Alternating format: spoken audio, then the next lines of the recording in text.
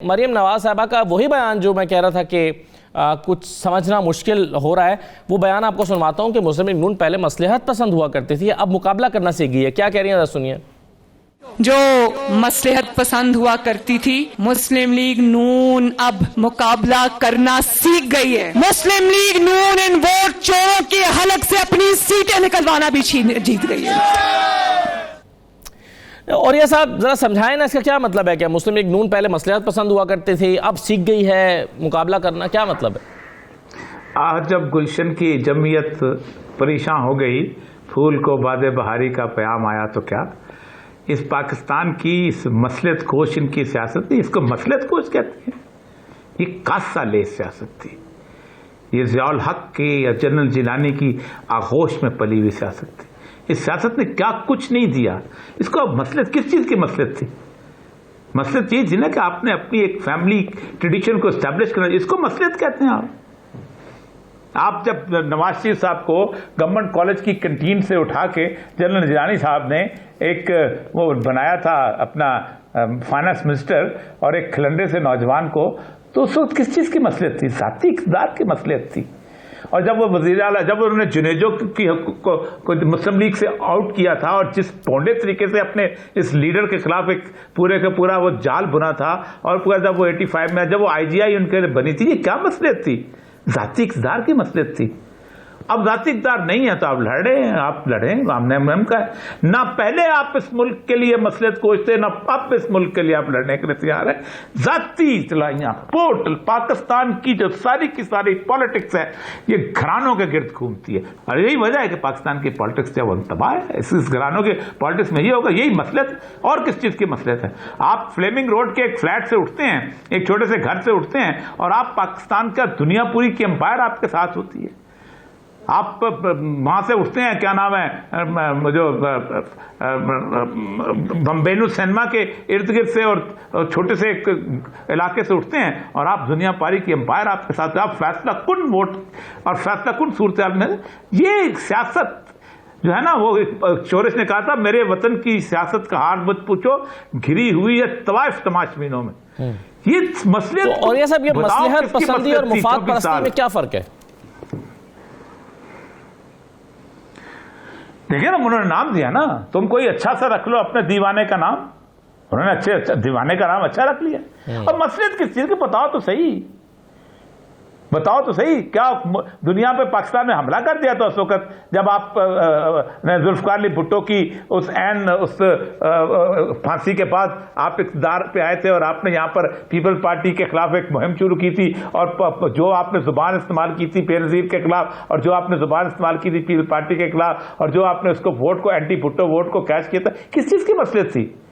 کیا پاکستان کے اوپر کوئی ایلین کا حملہ ہو گیا تھا اس وقت؟ صحیح ہے، بالکل صحیح ہے، یہ بالکل ٹھیک ہے۔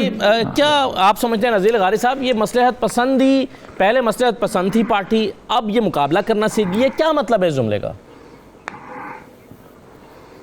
اچھا، جملہ بہت عجیب ہے۔ آخر شب چونکہ شعر سے شروع کیا ہمارے محترم جناب اولیاء مقبول جان صاحب نے، تو میں بھی شعر سے ہی بات کروں گا کہ آخر شب دید کے قابل تھی بسمل کی طرف صبح دم اگر کوئی بالائے بام آیا تو کیا۔ تو یہ صبح دم بالائے بام جو آ رہے ہیں، اور وہ دید کی قابل جو بسمل کی طرف تھی، آخر شب وہ ان کو یاد نہیں رہی ہے، اور جو کچھ انہوں نے سیاست کے ساتھ کیا ہے وہ شاید ان کو معلوم نہیں ہے، اور ان کی جو مصلحت پسندی تھی وہ تو قیامت تھی پاکستان کے لیے، پاکستان کے شہریوں کے لیے، پاکستان کے عوام کے لیے، پاکستان کے سسٹم کے لیے، پاکستان کے اس تاریخی جو ایک سمبند ہے، ایک جڑت ہے، ایک بناوٹ ہے پاکستان کے، ایک تاریخی تسلسل جو ہے، اس کے اوپر ایک ضرب تھی ان کی مصلحت۔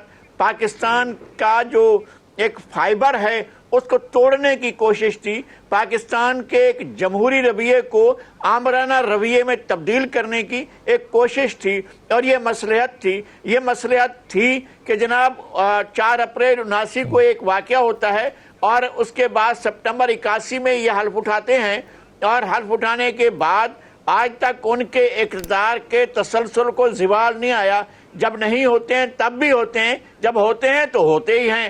تو یہ سلسلہ ہے ان کی مصلحت کا کہ یہ اگر کبھی ان کو اقتدار سے دور بھی ہونا پڑے تو چاہت میں چاہنے والے ان کو دوبارہ لے کر آتے ہیں، پھر دوسری بار لے آتے ہیں، پھر تیسری بار لے آتے ہیں، اور اب شاید یہ جو مصلحت چھوڑی ہے انہوں تو چوتھی بار بھی لے آئے۔ تو میرے خیال میں یہ سلسلہ پرانا ہے اقتدار کا اور میاں نواز شریف کا، تو اس میں کوئی ایسی بات نہیں ہے۔ اور ان کی مصلحت یہاں بھی مصلحت پسندی اور سیاسی حکمت میں فرق ہے۔ عامر جا صاحب، یہ مصلحت پسندی، سیاسی حکمت اور مفاد پرستی میں فرق ذرا سمجھا دیں، پھر ہم ذرا آگے چلتے ہیں۔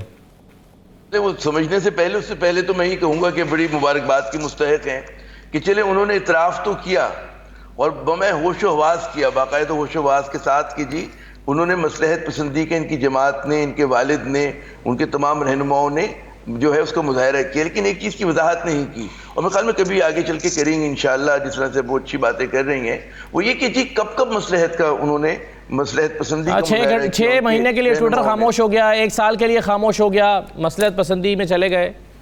نہیں، وہ بھی مقابلہ کرنے کی وہ تیاریاں تھی نا، وہ جو خاموشی تھی، تو خاموش رہنا بھی جو ہوتا ہے بعض اوقات آپ کہہ سکتے ہیں کہ جی مقابلے کی تیاری ہے۔ تو مجھے ایک وضاحت کرنی چاہیے اور پوچھنا چاہیے صحافیوں کو کہ ماضی میں ان کے والد نے، ان کے چچا نے، ان کی باقی جماعت نے کب کس موقع پہ مصلحت پسندی کا مظاہرہ کیا۔ مجھے ایک اور بات ہے کہ مصلحت پسندی کا لفظ جو ہے وہ بھی بڑا ہلکا ہے، جو کچھ مطلب ہے کچھ روشنی ڈال چکے ہیں اور یہ صاحب بھی اس کے اوپر کہ جی مفاد پرستی، جیسے آپ لفظ استعمال کر رہے تھے، موقع پرستی تھی، وہ عوام دشمنی تھی، جمہور دشمنی تھی، کیا نام دیں گے اس کو؟ کیونکہ مصلحت پسندی تو بڑا مطلب ہے مصالحت سے ملتا، الگ الگ لفظ ہیں لیکن مصالحت سے ملتا ہوا لفظ بعض لوگ سمجھتے ہیں نا جی مصلحت بڑا کوئی معمولی سا انہوں نے جرم کیا ہے، کوئی معمولی سی خطا کی، جرم تو خیر بڑا ہوتا ہے، خطا کوئی سرزد ہو گئی، مصلحت پسندی کا مظاہرہ۔ تو یہ بھی وضاحت ہونی چاہیے کہ جی یہ لفظ جو ہے بڑا ہلکا استعمال کیا، تم اس کو صحیح پیرائے میں اس کو استعمال کرنا چاہیے۔ اور ہمیں ایک اور بات سمجھ میں آنی چاہیے کہ جو اس ملک میں جمہوریت کی ناکامی کی وجہ، جب آپ دیکھیں کہ اس قسم کی اشخاص، شخصیتیں جو ہیں وہ رہنما بننے کا دعویٰ کرتے ہیں کہ ان کو سننے کے لیے کتنے لوگ آتے ہیں، تو یہ بھی آپ اس کا مظاہرہ کریں کہ جی ہمارے اپنے بھی عوام میں، ہم لوگوں میں بھی ایک ذرا سا کوئی مسئلہ ہے کہ ہم لوگ مومن نہیں ہیں، ایک ہی غار سے بار بار ڈسے جاتے ہیں۔ مطلب ہے کہ اس جماعت کو پہلی مرتبہ اور اس جیسی کئی جماعتوں کو اور بہت سارے ہمارے جو سیاسی خاندان ہیں، خانوادے ہیں، ان کو بار بار موقع دیا گیا، انہوں نے ہر بار وہی تاریخ دہرائی، کیونکہ ظاہر ہے کہ کوئی اپنا رنگ نہیں بدل سکتا، اپنی شخصیت نہیں تبدیل ہوتی۔ بے شک کہتے ہیں کہ جی ہم جد و جہد کرنے والے ہو گئے، ہمیں مقابلہ کرنا آ گیا، لیکن انسانی خصلت بدلتی نہیں ہے، آپ جو ہوتے ہیں ویسے ہی رہتے ہیں۔ 19-20 تو کر سکتے ہیں، لیکن ایک دم آپ کہیں کہ جی ہم بالکل نئی کھال پہن کر سامنے آ جائیں گے، شخصیت بدل دیں گے، یہ ممکن نہیں ہے۔ تو جو مطلب ہے کہ ہمارے عوام کی معصومیت دیکھیں یا ان کا آپ یہ دیکھیں کہ ان کو بیچاروں کو احساس ہی نہیں کہ کیا ہو رہا ہے ان کے ساتھ، اور وہ پھر انہی کے پاس جاتے ہیں، تالی لگاتے ہیں، ان کی بڑی بڑی گاڑیوں کے پیچھے دوڑتے ہیں، بینر لگاتے ہیں۔ آپ سوچیں تو کہ ان کی معصومیت ہم کیا کہہ سکتے ہیں، انجانا پن، نادانی۔ تو یہ بھی میرے خیال میں ہم اور آپ پر تنقید بنتی کہ ہم صحیح طرح سے ان چیزوں کو ایکسپوز نہیں کر پا رہے بطور صحافی، ہمارا تعلیمی نظام اتنا برا ہے کہ وہ ان چیزوں کو ایکسپوز نہیں کر پا رہا، تو یہ بھی میرے خیال میں ہے۔ اور اس میں آپ وہ جو آپ کا وہ جو سوال تو رہی گیا کہ جی مصلحت پسندی اور حکمت عملی نہیں ہوتی، حکمت عملی تو کسی بڑے کہتے ہیں نا کہ مقاصد کو حاصل کرنے کے لیے ہوتی، اسٹریٹجی جو ہوتی ہے۔ یہ جو موقع پرستی ہوتی ہے تو اپنے شخصی مفادات کے لیے، خاندانی مفادات کے لیے، کہ اپنی سیاست کو اپنے کاروباری مفاد کے لیے، اپنے کہتے ہیں دولت کو بڑھانے کے لیے۔ اور یہاں مصلحت پسندی چھوڑ دینا فائدہ مند ثابت ہوگا سر آپ کے خیال میں نون لیگ کے لیے؟ نون لیگ کے لیے جی دیکھیں، اس میں یہ بڑی دلچسپ بات ہے کہ نون لیگ میں بھی 2 دھڑے ہیں، بڑا واضح دھڑے ہیں کہ چچا اور بھتیجی ایک پلیٹ فارم پہ نہیں ہوتے، الگ الگ جلسے کرتے ہیں، لہجے کا فرق ہے، پیغام کا فرق ہے، ٹھیک ہے۔ کسی کو نہیں پتا اصل لیڈر کون ہے، بعض لوگ کہتے ہیں جی مریم ہے، اور مطلب ہے پس آئینہ کوئی اور تھا، وہ کیا ہوتا ہے پس آئینہ کوئی اور تھا، جو بھی وہ شعر تھا۔ تو وہ والا جو مسئلہ ہے نا کہ ان میں اصل میں ہے کون، تو اس میں جی سر آئینہ پس آئینہ، تو یہ والا ان کے ساتھ مسئلہ ہے، ان چاروں کے ساتھ۔ تو یہ نہیں پتہ چل رہا ہے کہ کون ہے ان کے اندر، تو اس کے اندر کون کتنا کامیاب ہوگا۔ ہو سکتا ہے کہ اب سوال یہ کہ مریم کامیاب ہوتی ہیں یا شہباز شریف صاحب کامیاب ہوتے ہیں۔